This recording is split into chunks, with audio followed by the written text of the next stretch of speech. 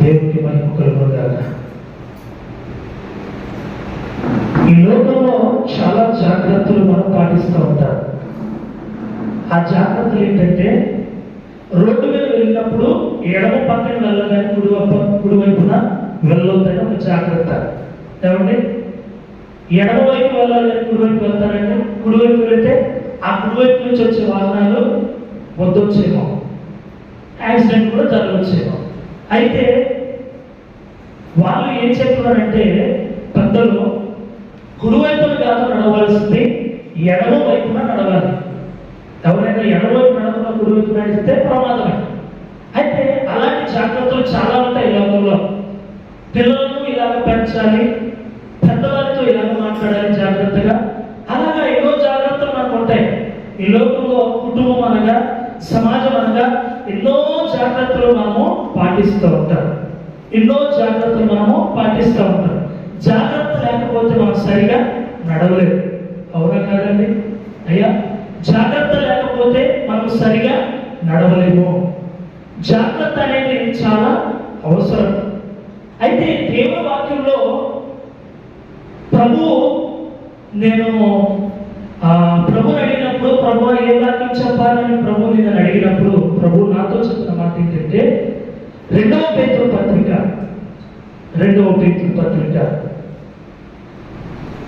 3వ అధ్యాయము 2వ పేతురు పత్రిక 3వ అధ్యాయము 11-12 వచనాలు నేను చదువుతానండి.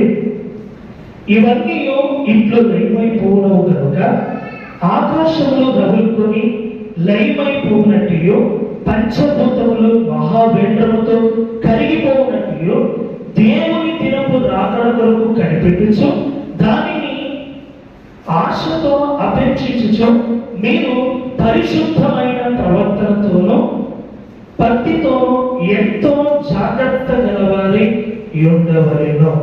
దయచేసి ఒక్కసారి అందరూ కలుగుతుందా? ప్రభువా, పరిశుద్ధుడా, నీ వాక్యాన్ని ధ్యానిస్తుండగా నాతోనూ కూడా వచ్చిన వారందరితో మీరు మాట్లాడండి. ప్రతి ఆటంకం యేసు నామములో లయమైపోవుగాక. ప్రతి దుష్ట కార్యాలు యేసు నామములో లయమైపోవుగాక. నాయనా, నీ సన్నిధి, నీ అభిషేకం అయ్యా తండ్రి, మా మధ్యలో మీరు వచ్చి నాతో అందరితో మీరు మాట్లాడమని యేసు నామములో నుంచున్నాను తండ్రి. ఆమేన్. ఒకసారి అందరూ ఆమేన్ చెప్తామండి. ఆమేన్. ప్రియములు దేవుని బిడ్డలారా, దేవుని వాక్యంలో మనం చూసినప్పుడు ఇవన్నీ ఇంట్లో లయమైపోవునవు కనుక ఆకాశంలో రగులుకొని లయమైపోవునట్టు, పంచభూతములు మహావేంద్రముతో కరిగిపోవునట్టు అనే మాట మనం చదువుతున్నప్పుడు, అలాగే మనం ముందుకెళ్తున్నప్పుడు దేవుని దినము రాకడ కొరకు కనిపెట్టుచు. హల్లెలూయా. ఒకసారి 2 చేతులు పైకి స్తోత్రం చెప్పండి. హల్లెలూయా. నేను ప్రారంభంలో చెప్పిన విధంగా జాగ్రత్తలు కలిగి ఉంటాం. ఈ లోకంలో ఎన్నో జాగ్రత్త కలిగి ఉంటాం. అయితే ప్రభు మనతో మాట్లాడుతున్న మాట ఏంటంటే, దేవుని దినపు రాకడ కొరకు, దేవుని దినపు రాకడ కొరకు కనిపెట్టొచ్చు. అంటే దేవుని రాకడ, 2వ రాకడ కొరకు మనం కనిపెట్టాలి. ఎంతో జాగ్రత్త కలిగి మనం ఉండాలి అని ప్రభు మనతో మాట్లాడుతున్నాడు.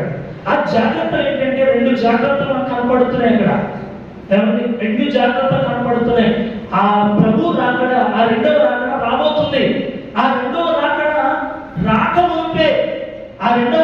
రాకమునిపే, మనము జాగ్రత్త కలిగి ఉండాలి. ఏ జాగ్రత్తలు అంటే 2 జాగ్రత్తలు మనకు కనపడుతున్నాయి. మొదటి జాగ్రత్త ఏంటంటే, మనం చూసినప్పుడు మీరు పరిశుద్ధమైన ప్రవర్తనతోనూ, మొదటిది మీరు పరిశుద్ధమైన ప్రవర్తనతోనూ మొదటిది.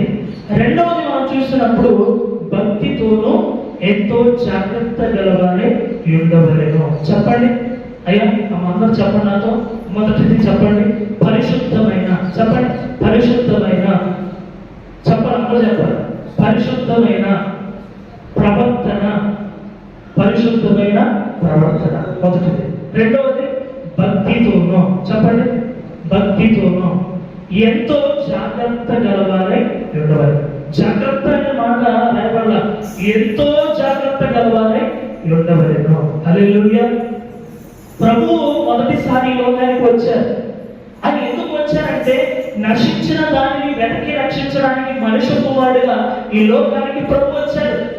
అది ఎందుకు వచ్చారంటే నశించిపోతున్నారు జనాలు, నశించిపోతున్నారు ప్రజలు, పాపంలో ఉన్నారు, శాపంలో ఉన్నారు, వేదనతో ఉన్నారు, కన్నీటితో ఉన్నారు, రోగంతో ఉన్నారు, అనేకమైన బాధలతో సమస్యలతో ఉన్న ఈ ప్రజల కొరకు ప్రభు మొదటిసారి ఈ లోకానికి వచ్చారు. హల్లెలూయా. ఆయన మొదటిసారి ఈ లోకానికి వచ్చారు.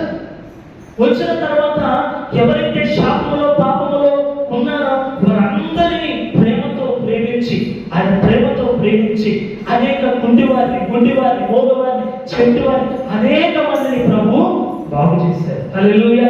ఆయన బాగు చేసి ఆయన ఏ మాట అయితే చెప్పాడో, అది ఏ ఉద్దేశంతో ఈ లోకానికి వచ్చాడో, అది దేని చిత్తము నెరవేర్చడానికి ఈ లోకానికి వచ్చాడో ఆ చిత్తమును చేయడానికి ఆయన ప్రభు మన కోసం ప్రాణం పెట్టి రక్తం కాచి సమాధి చేయబడి 3వ దినాన మృత్యుంజయుడై లేచారు. చెప్పగలుగుతాం ఒకసారి?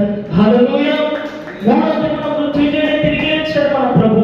మొదటిసారి ఈ లోకానికి వచ్చి ఆయన అన్ని కూడా చేశాడు. అయితే రెండవసారి కూడా ప్రభు రాబోతున్నాడని చెప్పాడు. యోహాను సువార్త 14:1 మీ హృదయంలో కలవరపడనియొద్దు, నేను వెళుతున్నాను, మీకు స్థలమును సిద్ధపరచడానికి వెళుతున్నాను, నేను మరలా వస్తాను అన్నాడు. హల్లెలూయా. మరలా వస్తానని ప్రభు చెప్పారు. హల్లెలూయా. చాలా మంది అంటారు క్రైస్తవులు, దేవుని బిడ్డలు, దేవుని రాకడ వస్తది అని అంటారు. ఇంతవరకు ప్రభు వచ్చింది లేదు, చేసింది లేదు.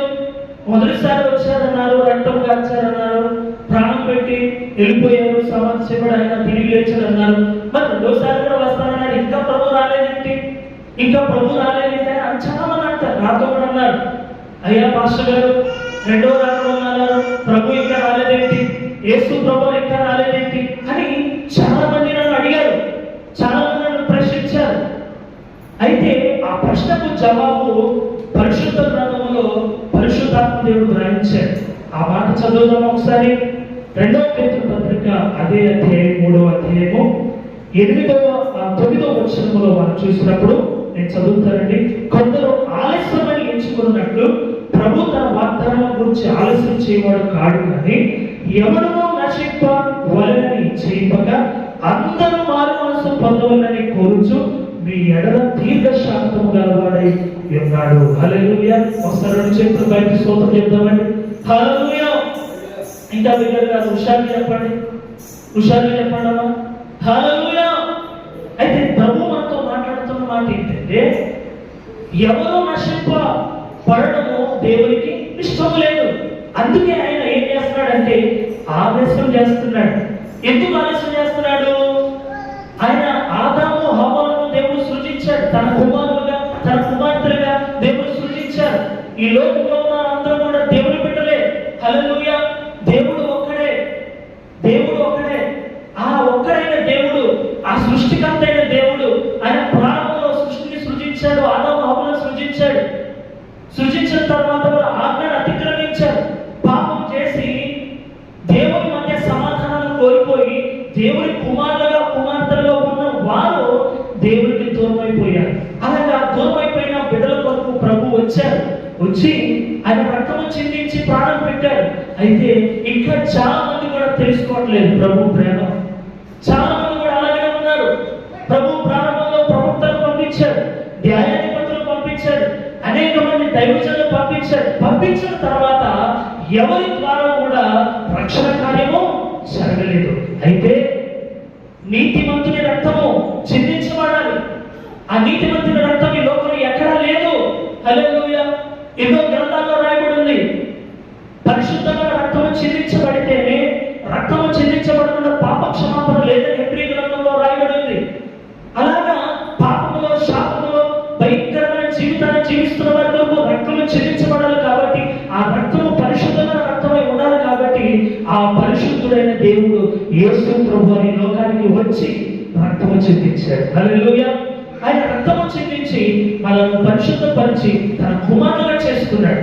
అయితే కుమారులుగా చేసుకున్న తర్వాత కొంతమంది దేవుని అంగీకరించారు, మరి కొంతమంది దేవునికి దూరంగా ఉన్నారు. ఈ దగ్గరపాడు గ్రామ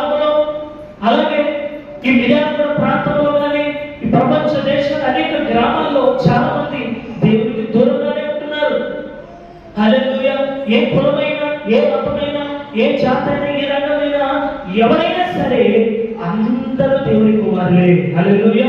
ఒకసారి చెప్పండి అందరూ కూడా, రెండు చేతుల పైకి. హల్లెలూయా. అందరూ దేవుని కుమారులే, అందరూ దేవుని బిడ్డలే.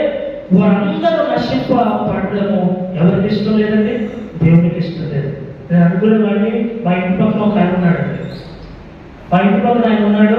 ఆయన ఎంత కోపిస్తాడంటే, ఎంత భయంకరమైన కోపిస్తాడంటే, ఆయననే అన్ని ఏమండి ఏదైనా స్థలం ఉన్నదంటే ఆ స్థలం అనేది అనుకుంటాడు. ఆయనకున్న డబ్బంతా వెచ్చించేసి ఆ స్థలం కొనేస్తాడు. ఇంకొక రాబోతున్నాడు అనుకో, ఆ స్థలము ఆయనకి రాకుండా ఏం చేస్తాడంటే ఈయన ముందుగా అప్పచెప్పేసి ఆ స్థలం కొనేస్తాడు. అలాగా ఆయన ఎంత భయంకరమైన మనిషి అంటే, నేను అనుకున్న వాడిని వీడు ఎప్పుడో చనిపోవాలా, వీడు ఎప్పుడు చనిపోతాడో చూద్దామని ఆలోచించేవాడే. హల్లెలూయా. స్తోత్రం చెప్పండి ఒకసారి. హల్లెలూయా. నేను అనుకున్నవాడిని ఆయన ఎప్పుడు చనిపోతాడో, పాపం ఎవరైతే అన్యాయంగా తీసుకున్నాడో, ఎవరి దగ్గర అన్యాయంగా వసూలు చేశాడో, ఎవరి దగ్గర అన్యాయంగా అన్ని తీసుకున్నాడో, మోసం చేశాడో, అబద్ధం ఆడాడో, వాడు ఎప్పుడో చనిపోవాలి, వాడు చనిపోతే చూడాలని ఆశ కలిగేవాడు. ఇంకొకటి ఏం చేసేవాడిని, ఇక్కడ కూర్చొని రాలేసేవాడు ఆ ఇంటి మీద. స్తోత్రం. హల్లెలూయా. ఇక్కడ కూర్చొని ఆ ఇంటి మీద రాలేసేవాడు. ఆయన ఏమనుకున్నాడు, అక్కడ వచ్చాడని బట్టతల ఉంది. స్తోత్రం చెప్పండి ఒకసారి. హల్లెలూయా. పాప బట్టతల మీద పడుతుందేమో అనుకునేవాడు, కానీ బట్టతల మీద పడకుండా ఏం జరిగిందంటే ఆయన మీసం మీద పడింది. స్తోత్రం. హల్లెలూయా. ఆయన మీసాన్ని ఎత్తుకుంటే తెలిసాడు, గుర్రం మీసాడు. హల్లెలూయా. 2 నిమ్మకాయలు పెట్టొచ్చాడు పాపం. హల్లెలూయా. ఆ ఇంట్లో పెద్ద నిమ్మ చెట్టు ఉంది. మళ్ళీ ఆయన ఎన్ని నిమ్మకాయలు పెట్టుకుంటాడో మనకు తెలియదు, కానీ హల్లెలూయా ఎన్ని నిమ్మకాయలు నిలబెడుతున్నాడో తెలియదు. ఆ విద్య కూడా వచ్చేమో పాపం ఆయనకి. ఆ టైంలో అలాగే నేను చేసేవాడిని. ఎప్పుడు చనిపోతాడో, ఎప్పుడు ఇబ్బందులు జరుగుతాయో చూసేవాడిని. కాకపోతే మనం అలా ఆలోచిస్తాం, కానీ ప్రభు అలా ఆలోచించడు. ఎలా ఆలోచిస్తాడు? ఎవరు నశించుట దేవునికి ఇష్టం లేదు. హల్లెలూయా. నాకున్న బంధువులు కూడా, నాకున్న రక్త సమితులు కూడా తాగుతున్నారు, వ్యభిచారం చేస్తున్నారు, అబద్ధాలు ఆడుతున్నారు. మీరు ఎప్పుడు చనిపోతారు? భయంకరంగా కుటుంబంలో అలజడి ఏర్పడుతుంది. భార్యకు సమాధానం లేదు, భర్తతో సమాధానం లేదు, కుమారులకు సమాధానం లేదు. పిల్లలు ఏడుస్తున్నారు పాపం. రోజు ఏడిపే, రోజు ఇంట్లో అసమాధానమే. కోడలు అత్త మాటట్లేదు, కూతురు తల్లి మాటట్లేదు. ఇష్టానుసారంగా ఎవరి రాజ్యం వారిదే అలా ఉంటున్నారు.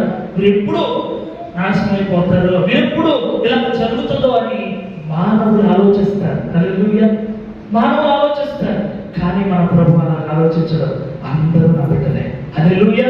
అందరూ నా బిడ్డలే, అందరూ నా కుమారులే, అందరూ నా కుమార్తెలే. ఎవరు నశించడం నాకు ఇష్టం లేదు. హల్లెలూయా. ఎవరు నశించడం దేవుడికి ఇష్టం లేదు. కొత్తగూడెంలో దేవుడు పరిచయం చేస్తున్నారు. ఆయన ఒకరోజు బిషప్ సాల్మన్ రాజయ్య గారు మేము కలిసి వెళ్ళి అక్కడ నేను పాట ఆరంభం చేయడం జరిగింది. ఆయన సాక్ష్యం ఎంతో విచిత్రంగా ఉంటుంది. భయంకరంగా తాగేవాడు, యవనస్తుడైనా భయంకరంగా ఇబ్బంది చేసేవాడు. కుటుంబానికి సమాధానం లేదు, సమాజంతో సమాధానం లేదు. ఇష్టానుసారంగా పెద్దలు కనపడితే పెద్దలకు లోబడేవాడు కాదు, ఎదిరించి మాట్లాడేవాడు. తల్లిదండ్రులకి ఏ మాట చెప్పకుండా తల్లిదండ్రులు నా మాటే వినాలి, నేనెందుకు వారి మాట వినాలి అనుకొని వెళ్ళిపోయేవాడు ఆయన. అంత భయంకరంగా జీవిస్తున్న వ్యక్తి. ఆయన బండి ఎలా చూస్తాడంటే, మనమైనా ఒక 30, 40, 50 ఏమంటే ఆ పికప్ మీద వెళ్తాం, కానీ అలా కాదు, 90, 100 అంత స్పీడ్లో వెళ్ళేవాడు ఆయన. ఎవరైనా ఆయన ముందు వెళ్తామంటే నేనే ముందు వెళ్ళాలి, నేనే ముందు బండి తోలాలనుకుని ముందు వెళ్ళేవాడు. అంత భయంకరమైన జీవితం. ఆయన ఆలోచన అంతా పాప జీవితమే. అలాగే జీవించే వ్యక్తి అలాగా స్పీడ్లో వెళ్తున్నప్పుడు ఒక రాణి అలాగ ముందుకు వస్తుంది. దాని నుండి తప్పించబోయి అలాగనే ఎన్ని పట్టీలు అంటే అలాగ హైట్లో ఆ బండి ఎగిరింది. ఆయన అలాగ ఒక్క బాధలు పడిపోయాడు. చాలా భయంకరం. ముందు భయంకర రక్తం మడుగులు పడిపోయాడు. ప్రభు స్వరం పడుతుందంట, నా కుమారుడా నేను నిన్ను ఏర్పరచుకున్నా, నా కుమారుడు నిన్ను ఏర్పరచుకున్నా, నీ తల్లి గర్భంలో రూపింపబడక మునుపే నిన్ను ఎరిగి ఉన్నాను, నేను నిన్ను ఎరిగి ఉన్నాను, నేను కలిగి ఉన్నాను, నీవు నా సొత్తు అని ప్రభు స్వరం ఆయన కనపడిందంట. హల్లెలూయా. ఆయన పాస్టర్ గారి కుమారుడే, పాస్టర్ గారి కుమారుడే. అయితే ఆయన చిన్నప్పుడు చదువుకున్న వాక్యం వినపడింది. ఏంటి అని అనుకున్నప్పుడు ఆ రక్తపు మడుగులు హాస్పిటల్కి వెళ్ళిన తర్వాత ప్రభు స్వరం ఆయన వినపడింది. తర్వాత ఆయన జీవితం ఎలా ఉందంటే 9 చర్చిలు వాళ్ళు. స్తోత్రం చెప్పండి. 9 బ్రాంచ్ చర్చిలు. హల్లెలూయా. మన ఒక కొత్త బ్రాంచ్ చర్చ్ ఓపెన్ చేస్తే అక్కడికి వెళ్ళాం కదా కొత్తగూడెంలో. ఎంత గొప్ప సేవ చేస్తున్నారంటే ఎంత గొప్ప సేవ చేస్తున్నారు వాళ్ళు. మొన్న స్త్రీల మీటింగ్కి మన చర్చిలో ఆ తల్లి గారు వాక్యం చెప్పారు. వాళ్ళ అమ్మగారు ఆయన జీవితం ఎలా మారిపోయింది. చచ్చిపోవాలైనా నశించిపోవాలైనా కానీ దేవునికి ఇష్టం లేదు. హల్లెలూయా. ఈ తక్కినపాడు గ్రామంలో కూడా ఈ తక్కినపాడు గ్రామంలో దేవుడు అందరినీ ప్రేమిస్తున్నాడు. ఎవరు నశించిన దేవునికి ఇష్టం లేదు. ఏ కులమైన ఏ మతమైన ఎవరైనా సరే అందరూ దేవునికి సమానులే. హల్లెలూయా. క్రైస్తవులు ఒక రీతిగా, హిందువులు ఒక రీతిగా, ముస్లింలను ఒక రీతిగా దేవుడు చూసేవాడు కాదు. అందరికీ ప్రభు అయినా. హల్లెలూయా. అందరికీ ప్రభు అయినాడు యేసయ్య. ఆ యేసయ్య ఎంత శక్తి కలిగిన దేవుడు అంటే మనం రుచి చూసి తెలుసుకుంటున్నాం. హల్లెలూయా. రుచి చూసి తెలుసుకుంటున్నాం ఆ ప్రభు మహిమ. హల్లెలూయా. అయితే ప్రేమ దేవుడు బిడ్డలారా, ఆ దేవుని దినపు రాకడ ఎందుకు ఆలస్యం అవుతుందంటే ఎవరు నశించిన దేవునికి ఇష్టం కాదు. హల్లెలూయా. కాబట్టి ప్రేమ దేవుడు బిడ్డలారా, ఆయన రాకడ వచ్చేలోపు, ఆ రెండవ రాకడ వచ్చేలోపు మనము కొన్ని జాగ్రత్తలు మనం కలిగి ఉండాలి. సామాన్యంగా మనము రోజు ప్రార్థనకు వస్తే, శుక్రవారం ఉపవాస ప్రార్థనకు వస్తే, మనం వ్యక్తిగతంగా ప్రార్థన చేస్తూ ఉంటే, అనేక మీటింగ్కి వెళ్తా ఉంటే మనం రాజ్యానికి వెళ్తామా? పరలోకానికి రాజ్యానికి వెళ్తామండి? వెళ్ళం. మరి ఎలా ఉంటే దేవుడు రాజ్యానికి వెళ్తాం, పరలోక రాజ్యానికి వెళ్తాం అంటే దేవుడి వాక్యంలో ఉంది. చూద్దాం ఒకసారి. 2వ పేతురు పత్రిక 3వ అధ్యాయం 12వ వచనంలో చూసినప్పుడు, మీరు పరిశుద్ధమైన ప్రవర్తనతోను. హల్లెలూయా. మనం జాగ్రత్త కలిగి ఉండాలి. కొన్ని జాగ్రత్తలు ఆ దేవుని దినపు రాకడ కొరకు మనం కనిపెడుతూ సిద్ధపడి అనేకులు సిద్ధపరిచి మనం అక్కడికి వెళ్ళాలంటే, ఆ పరలోకానికి వెళ్ళాలంటే మనం కొన్ని జాగ్రత్త కలిగి ఉండాలి.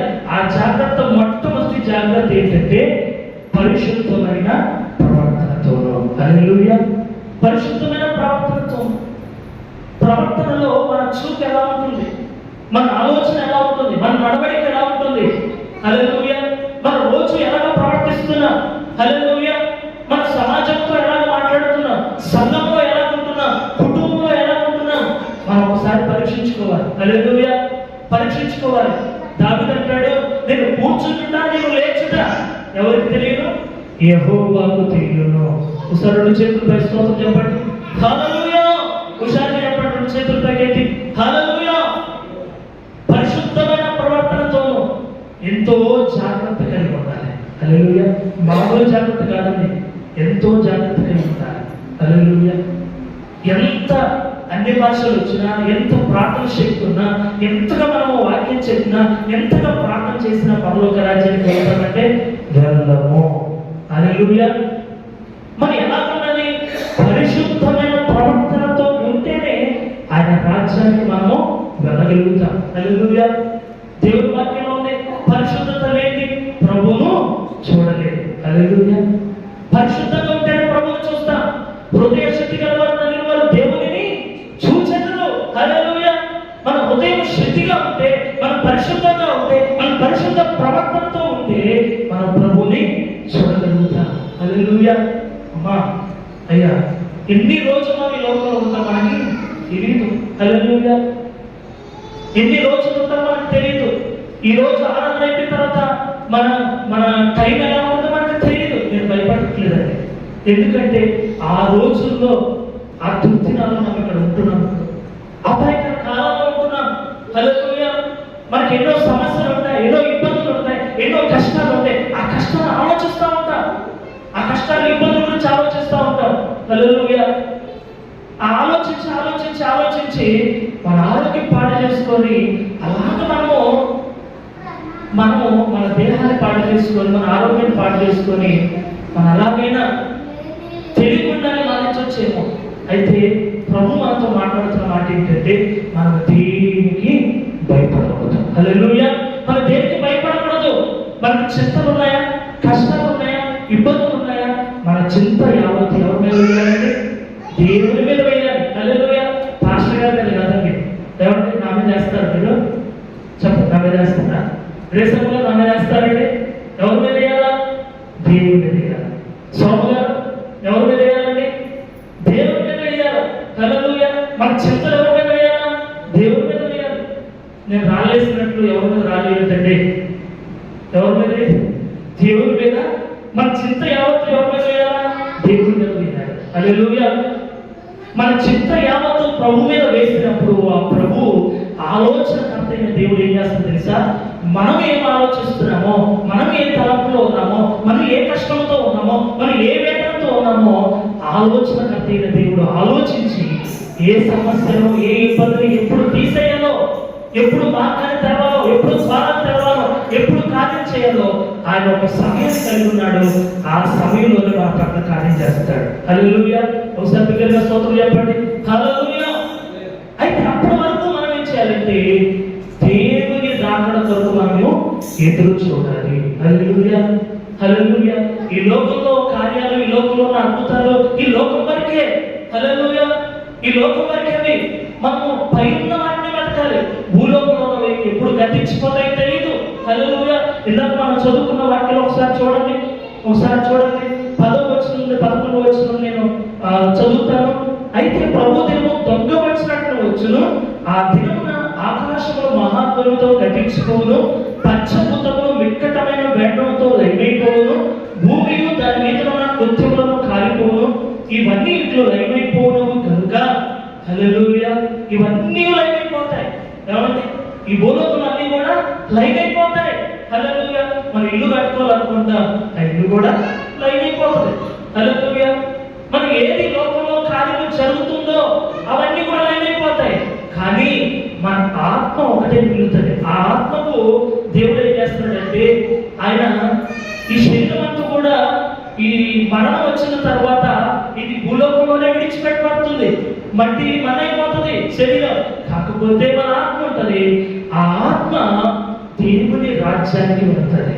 ఎప్పుడు అంటే మన పరిశుద్ధమైన ప్రవర్తనతో మనం జీవించినప్పుడు, ఆయన రాకడ వచ్చినప్పుడు ప్రభుతో మనం ఉంటాం. హల్లెలూయా. ప్రభుతో మనం ఉంటాం. హల్లెలూయా.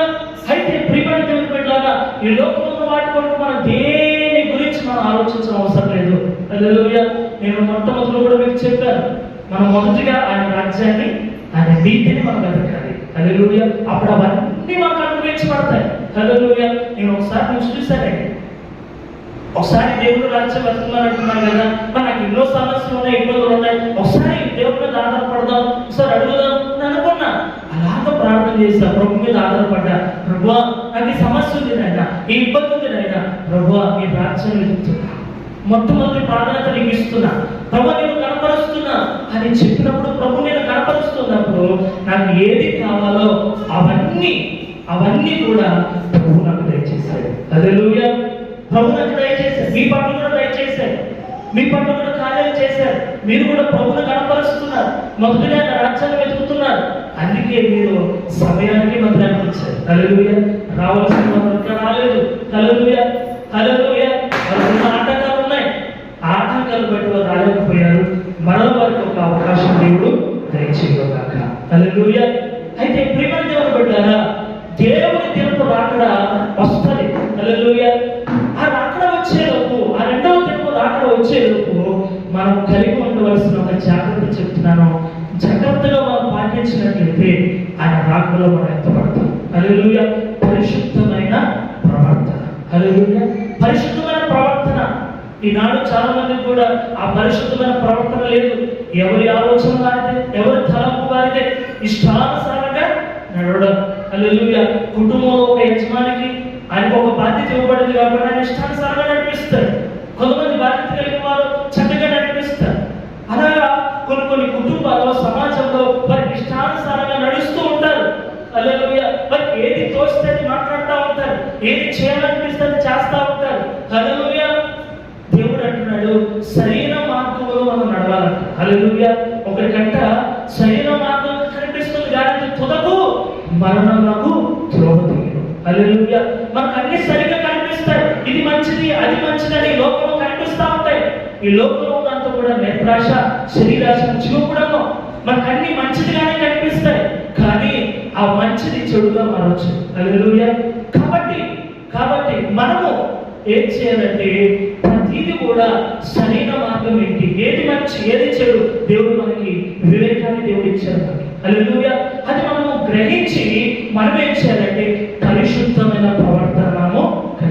ఉండాలి. హల్లెలూయా. పరిశుద్ధమైన ప్రవర్తన మనం కలిగి ఉండాలి.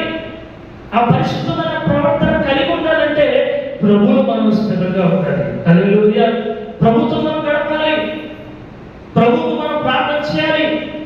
ఏ సేవ మనం స్థిరంగా ఉండి ప్రార్థించినప్పుడు, ఆయన నామాన్ని కనపరిచినప్పుడు, ఆయన స్తుతించినప్పుడు, నిత్యం ఆయనతో గడిపినప్పుడు, హల్లెలూయా, ఏది లోకంలో మనం ఆలోచించకుండా దేవుని మీదే మన ఆలోచన పెట్టుకొని, దేవుని మీదే మన భారం పెట్టుకొని, దేవుని మీదే మనం ఆధారపడినప్పుడు, దేవుని మీదే మన ఆలోచన కలిగి ఉన్నప్పుడు, ఆ గురియతగా మనం పరిగెత్తినప్పుడు ప్రభువే మనకు పరిశుద్ధత నేర్పిస్తాడు. హల్లెలూయా, హల్లెలూయా. పౌలు భక్తుడు ఏం చేశాడండి? విశ్వాసమునకు కర్తైన ఎవరండి? యేసు వైపు చూచుచు, హల్లెలూయా, సులువుగా చిక్కులు పెట్టి పాపాన్ని విడిచిపెట్టంట యేసు వైపు చూచాడంట. హల్లెలూయా. అంత పరిశుద్ధంగా జీవించడానికి పౌలు భక్తుడికి ఎలాగ కుదిరింది అని అంటే యేసు వైపే చూచాడట. ఎవరి వైపు చూచాడంటే యేసు వైపే చూచాడైన. ఈ లోకం వైపు చూడాలా, ఈ లోకం తలపు వైపు చూడాలా, మన కుటుంబంలో సమస్య వైపు చూడాలా, కుటుంబంలో ఇబ్బంది వైపు చూడాలా, కుటుంబంలో అప్పుల వైపు చూడాలా, కుటుంబంలో ఆర్థిక సంబంధం ఇబ్బంది వైపు చూడాలా, యేసు వైపే చూచాడు. హల్లెలూయా. యేసు వైపే చూచి ఆ గురి యొక్కకి పరిగెత్తాడు కాబట్టి పరిశుద్ధుడుగా పిలువబడ్డాడు. హల్లెలూయా. ఎలా పిలువబడ్డాడండి? పరిశుద్ధుడైన పౌలుగా, అపోస్తలుడిగా పౌలు పిలువబడ్డాడు. ఎలాగంటే ఈ సులువుగా చిక్కులు పెట్టు పాపాన్ని విడిచిపెట్టి యేసు వైపు చూచాడు. హల్లెలూయా. దావీదు భక్తుడు కూడా సదాకాలం నా గురి ఎవరి మీద నిలుపుతున్నాను? యెహోవా మీద నిలుపుతున్నాను అంటాడు. హల్లెలూయా. సదాకాలం ఒకరోజు కాదు ఆయన గురి, ఒకరోజు కాదు ఆయన ఆలోచన, ఆయన రోజంతా కూడా దేవుని మీద ఆలోచన జరుగుతున్నాడు. హల్లెలూయా. ఈనాడు అలాగే ఆలోచన లేదండి. ఈనాడు అలాగే లేదు. ఎవరి పని వారిదే, అంటే ఎవరి పని వాళ్ళకి ఉంటుంది. నేను తప్పుగా అనట్లేదు, కానీ ఎవరి పని వాళ్ళు చేసుకోవాలి. పక్కన పని చేస్తారా? లేదు కదా. ఎవరి పని వాళ్ళే చేసుకోవాలి. అయితే మన పని ఎంతవరకు చేరేంత వరకు చేసి దేవునికి ఎక్కువగా టైం ఇవ్వాలి. హల్లెలూయా. దేవునికి ఎక్కువ సమయం ఇవ్వాలి మనం. హల్లెలూయా.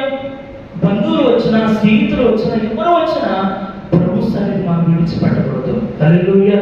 ప్రభు సన్నిధిలో మనం నిత్యం గడపాలి. హల్లెలూయా. ప్రభుత్వం మనం గడిపినప్పుడు, ప్రభు నామాన్ని మనం కనపరిచినప్పుడు, ప్రభుత్వం అలాగా మనం గడిపినప్పుడు ప్రభు ఏం చేస్తాడంటే ఆయనతో గడుపుతున్నాం కాబట్టి, ప్రభు మీదే మనం ఆధారపడుతున్నాం కాబట్టి ఆ యేసయ్య మనకు పరిశుద్ధత నేర్పిస్తాడు, పరిశుద్ధమైన మార్గంలో నడిపిస్తాడు, సరైన ఆలోచనతో దేవుడు మనకు నడిపిస్తాడు. అయితే మనం ఏం చేయాలంటే ఆ రెండవ రాకడ వచ్చేలోపు ప్రభుతో మనం ఉండాలి. ఆ ఉండే లోపు మనం ఏం చేయాలంటే పరిశుద్ధమైన ప్రవర్తన మనము కలిగి ఉండాలి. పరిశుద్ధమైన ప్రవర్తనతో ఎంతో జాగ్రత్త కలిగి ఉండాలి. హల్లెలూయా. పరిశుద్ధమైన ప్రవర్తనతో ఎంతో మనం జాగ్రత్త కలిగి ఉన్నప్పుడు, పరిశుద్ధతో మనం జీవించినప్పుడు, ఆయన వచ్చినప్పుడు మనం కూడా ఆయనతో పాటు తీసుకెళ్ళాలి. ఎన్నో వచనాలు ఉన్నాయి, ఎన్నో వాక్యాలు ఉన్నాయి, కానీ సమయం లేదు కాబట్టి ప్రభు ఇలాగ నడిపిస్తున్నాడు. హల్లెలూయా. ఒకసారి రెండు చేతులు పైకి స్తోత్రం చెప్పండి. హల్లెలూయా. మొట్టమొదటి విషయము, దేవుని దినపు రాకడ కొరకు మనం కనిపెట్టాలి, సిద్ధపడాలి, అనేకులు సిద్ధపరచాలి. మనం ఆ పరలోక రాజ్యానికి వెళ్ళాలంటే మనం జాగ్రత్త కలిగి ఉండాలి. ఆ జాగ్రత్త ఏంటంటే పరిశుద్ధమైన ప్రవర్తన. హల్లెలూయా. పరిశుద్ధమైన ప్రవర్తన. రెండోది మనం చూద్దాం. రెండోది మనం చూస్తున్నప్పుడు ఇక్కడ భక్తితోనూ, ఇక్కడ మనం చూస్తున్నప్పుడు భక్తితోనూ ఎంతో జాగ్రత్త గలవారై ఉండవలెను. భక్తితోనూ ఎంతో జాగ్రత్త గలవారై ఉండవలెను. మనము భక్తి కలిగి ఉండాలి. అది ఏ భక్తి అని అంటే యాకోబు రాస్తున్నాడు. యాకోబు పత్రికలో ఒకసారి చూద్దామండి. యాకోబు రాసిన పత్రిక 1వ అధ్యాయము 27వ వచనాన్ని ఒకసారి చూద్దాం. యాకోబు రాసిన పత్రిక 1వ అధ్యాయం 27వ వచనంలో, తండ్రైన దేవుని ఎదుట పవిత్రమును నిష్కలంకమునైన భక్తి ఎదనగా దిక్కులేని పిల్లలను, విధవరాండ్రును వారి ఇబ్బందులో పరామర్శించుటయు, ఇహలోక మాన్యము తన కంటకుండా తన్ను తాను కాపాడుకుంటుయునే. హల్లెలూయా. ఈ మొత్తానికి ఒక మాట నేను చెప్తాను ఏంటంటే ప్రేమ. మనం ప్రేమ కలిగి ఉంటే ఇతరులను మనము సందర్శించగలుగుతాం. అలాగనే విధవరాండ్రులను మనము వారి ఇబ్బందుల్లో మనం పరామర్శించగలుగుతాం. దిక్కులేని పిల్లలను మనం ఆదరించగలుగుతాం. ఆ ప్రేమ ఏంటంటే దేవుని ప్రేమ. ఈ భక్తిలో మనం కలిగి ఉండవలసిన లక్షణం ఏంటంటే దేవుని ప్రేమ. ఆ దేవుని ప్రేమ మనలో ఉంటే ఇహలోక మాలిన మనకు అంటకుండా మనం కాపాడుకోగలుగుతాం. ఆ ప్రేమ కలిగిన దేవుడు, ప్రేమమయుడు మనలో ఉంటాడు కాబట్టి ఆయన ఏం చేస్తాడంటే ఆయన ప్రేమతోనే నింపుతాడు. ఆయన ప్రేమలోనే మనం ఉంటాం కాబట్టి ఇహలోక మాలిని మనం అంటకుండా మనము జాగ్రత్తగా కాపాడుకోగలుగుతాం. హల్లెలూయా. కాబట్టి ఆ దేవుని దినపు రాకడ, రెండవ రాకడలో మనం ఎత్తబడాలంటే, మనం సిద్ధపడాలంటే, ఆ పరలోక రాజ్యానికి వెళ్ళాలంటే మొట్టమొదటి జాగ్రత్త పరిశుద్ధమైన ప్రవర్తన కలిగి ఉండాలి. రెండోది భక్తితోనూ. హల్లెలూయా. భక్తి, పరిశుద్ధమైన భక్తి, నిష్కలంకమైన భక్తి, ఆ భక్తిని మనము కలిగి ఉండాలి. ఈనాడు చాలా మంది భక్తి కలిగి ఉంటారు. హల్లెలూయా. భక్తి కలిగి ఉంటారు కానీ దేవుని శక్తిని ఆశ్రయించలేని వారు చాలా మంది ఉన్నారు. అయితే ప్రియమైన దేవుని బిడ్డలారా, ప్రభు మనతో మాట్లాడుతున్న మాట ఏంటంటే మనము భక్తి ఎలా కలిగి ఉండాలంటే పరిశుద్ధమైన భక్తి మనం కలిగి ఉండాలి. హల్లెలూయా. నిష్కలంకమైన భక్తి మనం కలిగి ఉండాలి. ఏ భక్తి పడితే ఆ భక్తి మనము చేయకూడదు. హల్లెలూయా. కొన్నిసార్లు మనం భక్తిగా ఉండాలని అనిపించినా, భక్తిగా జీవించాలని అనిపించినా కానీ అపవాది ఏదో ఒక విషయంలో శోధిస్తూ ఉంటాడు. మన భక్తి నుండి, దేవుని యందు భయభక్తుల నుండి దూరం చేస్తూ ఉంటాడు.